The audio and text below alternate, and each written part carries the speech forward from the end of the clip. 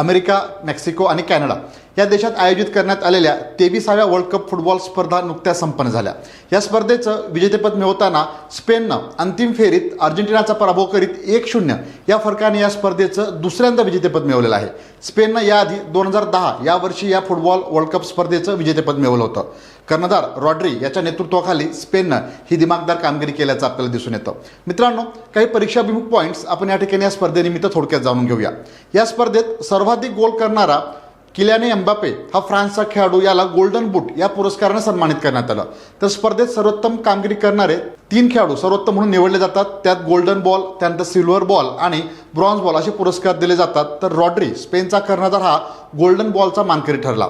तर Lionel Messi हा अर्जेंटिनाचा खेळाडू जो आहे तर तो सिल्वर बॉलचा मानकरी ठरला आणि किलियान एम्बापे हा जो खेळाडू आहे तर तो फ्रान्सचा हा खेळाडू ब्रॉन्झ बॉलचा मानकरी ठरलेला आहे। स्पर्धेत सर्वोत्कृष्ट गोलरक्षक म्हणून स्पेनच्याच सिमोन या खेळाडूची निवड करण्यात आली। तर स्पेनचा कुबारसी हा या स्पर्धेतील सर्वोत्तम युवा खेळाडूचा मानकरी ठरलेला आहे।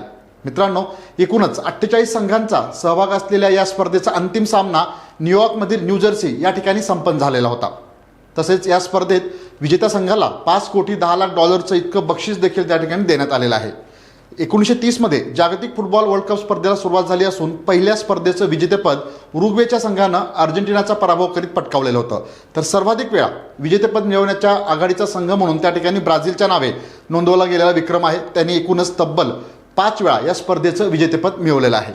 अखिल भारतीय फुटबॉल महासंघाचे अध्यक्ष सध्याला कल्याण चौबे हे असून जागतिक फुटबॉल महासंघाचे अध्यक्ष जियानो इन्फॅन्टिनो हे आहेत। मित्रांनो, नक्कीच ही माहिती तुम्हाला परीक्षेकरिता उपयुक्त ठरेल। माहिती आवडल्यास चॅनलला आपल्या लाईक करा, सबस्क्राईब करा आणि अधिकाधिक शेअर करा।